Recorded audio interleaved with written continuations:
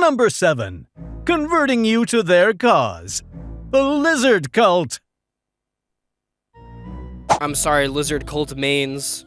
This is not what I wanted, and this is not what I planned.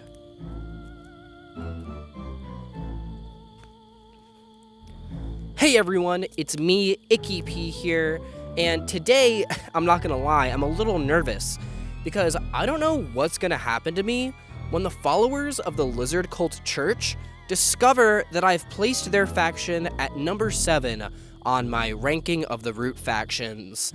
But in 2024, we are being honest with ourselves, and in my heart, I think this is where the cult lies for me. Now, this isn't to say that I don't think the Lizard Cult is a banger, alright? I think they're a banger. But I'd argue that every faction on my list from Marquise on is kind of a banger, alright? But for me personally, I feel like the Lizard Cult has the biggest variance in quality, turn to turn, of any faction in Roots. Some of the turns you play on the Lizard Cult will be, bar none, some of the most fun and exciting turns you will ever play playing this board game. While other turns on this faction, you'll be sitting in a corner, scoring cards. When you're playing the Lizard Cults, it feels like your faction board is drunk, just absolutely wasted. You can't control where you take your conspiracies for the most part. You can only score what's given to you, and you hate, and I mean hate, birds. Oh shit, sorry, what's going on? What are we talking about? The Lizard Cults? Trying to piece together all of the scattered mechanics of the Lizard Cult into anything that resembles winning the game can be rather difficult at first. Out of all of the factions in the game, it took me the longest to take the W on the Lizard Cults, but you know what? God damn it. Did it feel fucking amazing when I did, alright? While by no means do I think that the Lizard Cult is weak, trying to navigate your way to a W on them can often feel similar to trying to navigate your way to your room after a long night at the local brewery. Because your faction board is so drunk, it allows you to do some things that it certainly wouldn't let you do sober. Lizard Cult faction board, you can't keep going like this. This is becoming a serious problem. One example of these drunk lizard decisions is sanctifying another building to your cause. I can't wait to see the repercussions of that in the morning. That's the thing about lizards though. You'll have these awesome bursty turns where you completely change the state of the game, and then suddenly you sober up and can't score, and it's a long, painful hangover for the next turn. This theme of trading power for some randomness is core to the Lizard Cult. The lizards have two distinct types of actions they can take. One is their conspiracies in Birdsong, which are paid for with acolytes, while the other are their rituals, which are performed with cards in Daylight. All of these actions are paid for essentially through means outside your own agency. In exchange for the gaining of your resources being random though, you get access to some pretty nutty effects. The before-mentioned Sanctify is one of the rudest moves in all of Root. Woodland and Mole's most detrimental effects proc on their buildings being destroyed, so being able to pick and choose a building that you want to swap out for your own is one of the strongest abilities in the game. On the ritual side, your actions are pretty powerful as well. You have one of the best scoring engines in the game if you are able to get it going, and building gardens is a pretty cheeky way to control space on the board. Due to lizards being pilgrims, they rule clearings where they have gardens. Whenever I play against the cults, I'm reminded of this rule, and it's actually way harder to play around than you'd initially think. In order to properly command the lizard cults, you really need to keep a lockdown on the things you can control while taking those one or two big turns at the perfect times. It is really fun and rewarding to me to get creative on this faction in order to get closer to anything that resembles consistency.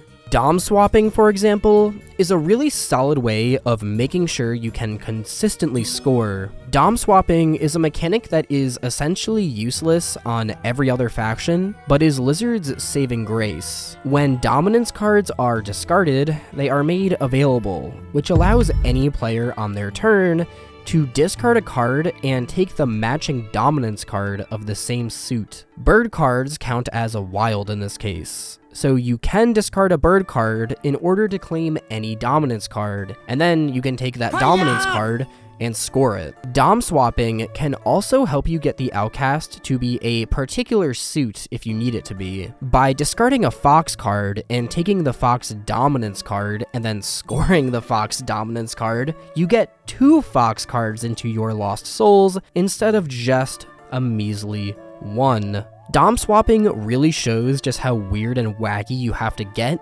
in order to achieve solid results on the cults, which I think is a good thing. I like having to think hard about my turns, especially when I know that the faction I'm playing is so turbulent. Something I initially overlooked on this faction was their recruitment. It wasn't until I talked to Nebuchadnezzar that I saw its potential. One of the cult's rituals is to reveal a card from their hand in order to recruit a warrior in any clearing of the played card's suit, meaning that you can essentially pop up anywhere around the board if you have the correct cards. These guys just keep coming! Like I said in my Marquise video, Lizards are another faction in the game with a unique ruling structure, and how the Lizards recruit definitely helps with that. You can just like pop up in Woodland's bases and rule them so they can't leave. You can also just pop up in choke points in order to rule them with just warriors, or you can even place a garden and boom, now moving through that choke is impossible. Oh my god, I need to breathe. Oh, well, that was a long sentence, bro. Who wrote that? Anyway, have fun with that. Have fun getting through there. That's a lot of fun. I really like that the Cult and Marquise make pesky boards. It's an understated game mechanic, and I wish more factions leaned into it. While the Lizard Cult is definitely having a great time during the game, eventually the party must end. If you end up pulling ahead on the cults, you're probably gonna get bopped, and the punishment for that is pretty brutal. But you know what? We rallied. Lizard Cult! Lizard Cult! Lizard Cult! But you know what? It's time to finally give the biggest praise to the Lizards, okay? Because the thing I like about the Lizards the most is how much they love to die. Because if you've seen my Cosmic Encounter video, you would know that I think dying for good rewards is fucking incredible. And that is like their main thing. Thank you, Cole. Incredible.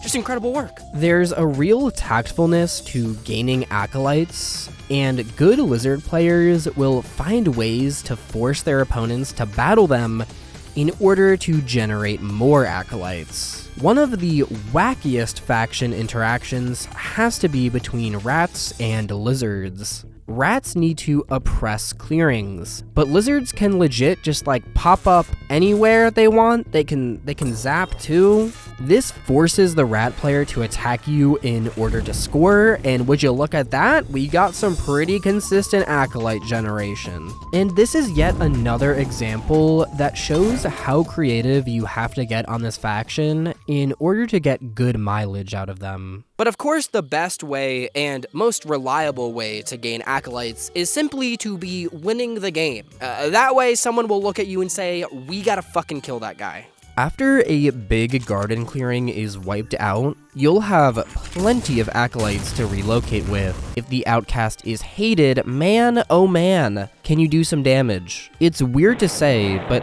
after the game looks completely over for the lizards, is probably when it gets most exciting for them. It also works out really well thematically. No matter how hard you try to stomp out these weirdo cultists, these damn furries just keep drinking the Kool-Aid. I'm not sure how Cole even writes this shit without his keyboard melting. It's so fire. I find converting other players' warriors to be a really exciting and impactful decision. It has a ton of utility for both offensive and defensive uses. Defensively, you can use it to build up your forces in a clearing and start building gardens there, or you can convert enemy warriors to defend what you already have. Offensively, you can use it to get rid of warriors in a clearing and then battle the cardboard there. If you have Eerie Emigre, you can really start schmooving around the board as well, and just start causing all kinds of havoc and problems for the other players. The before mentioned Sanctify can also be used to rebuild your scoring engine. Taking over a building even scores you the point for destroying that building, which feels like lizard unemployment to me. Like, yeah, I can't score anymore, but I will get my lizard unemployment check for just 1 point for taking over this sawmill. Thank you, cats. I appreciate it. So overall, partying with the lizards is a great time. So you might be wondering why they are number 7 on this list. It's always been difficult for me to pinpoint exactly what I dislike about the lizard cults.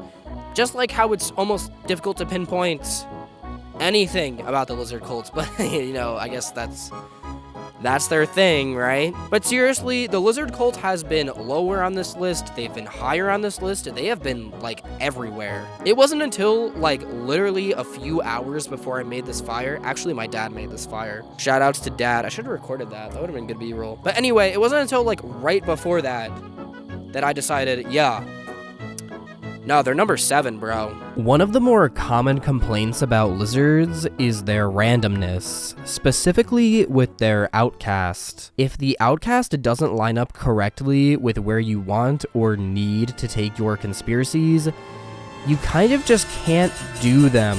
If the outcast isn't hated, that shit's so uber expensive that unless you're rolling in acolytes, it's not really worth it to take them either. This honestly doesn't bother me too much though. You really only need the outcast to line up once or twice during a game to use your conspiracies effectively.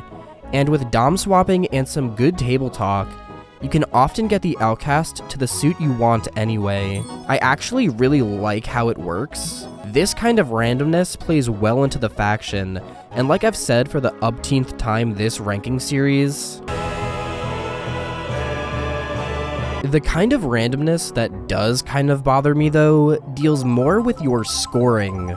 Sometimes you just won't draw into a suit that you're trying to score in the early to mid game, and or the dominance card for that suit isn't available yet or is like stuck in a decree somewhere and just might never be available. This feels omega bad and is completely not your fault. I've had bad RNG definitely lose me games before, and that feels like shit. Although not that many games apparently.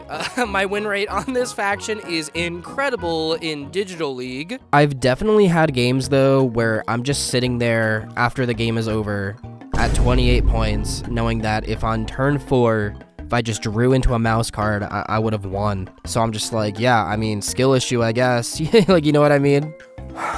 Look, honestly, Lizard Cult faction board, I'm starting to see your point, so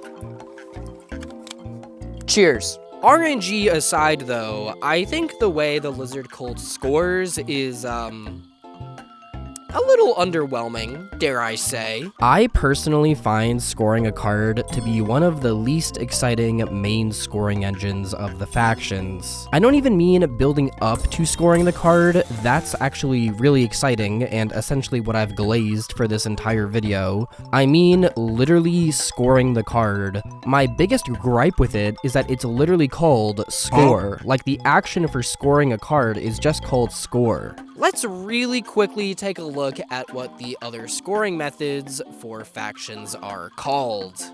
The cats build something and score points for it. The crows successfully pull off an extortion and score points for it. The otters establish a new trade post so that everyone else can participate in capitalism, and they score points for it. Vagabond, nope. The Lord of Hundreds oppress the woodland into submission and score points for it. The lizards score a card If it were up to me, this action would be called Sacrifice, and what Sacrifice is now would be changed to like Devote or something. In my headcanon, the scoring of the card is the lizard cult sacrificing something to their lizard god, and as it stands now, it just feels a little hollow to me. While the name of the lizard's scoring action being lame doesn't really affect my play experience when playing as them, the way the lizards play around that action absolutely does. A lot of players hate moles because they say that all they do is turtle and do nothing, and while there is like some validity to that, I feel that the lizards also often turtle. While yes, you get 1 or 2 fuck you turns a game, there are often lulls in lizard games where you'll just be sitting in a corner of the board scoring for like several turns in a row, which is lame. Like, let's get another round of shots for these lizards, am I right? Come on, let's get this party started. Now, I will of course give credit where credit is due. The late game burst of some combination of sanctifying, converting, recruiting, building, and scoring. I'm pretty sure that was basically every action on this faction anyway. That rhymed. The late game burst of some combination of sanctifying, converting, recruiting, and building in order to jump from 2 to 4 gardens in a suit and then scoring that suit is extremely satisfying. But again, I'd say the exciting part here is more building up to the actual scoring than the actual scoring of the card. With all that being said, I wouldn't change how lizards score. First of all, you'd have to take apart the entire faction to do that. And second of all, I think the way it works functions well for the most part outside of bad RNG. What the fuck? I just find that it can end up being a bit drier than some of the other scoring engines in the game. Overall, the lizards have some of the most variance between their amazing super fun turns and some of their more meh turns. They have incredible abilities that will make you drunk on power, but you might be hungover the next turn and only be able to muster up scoring a card or 2. So with all that being said, thanks for watching. I hope to see you next time, and if I don't, the followers of the Lizard Cult Church got me, guys. Stay safe out there.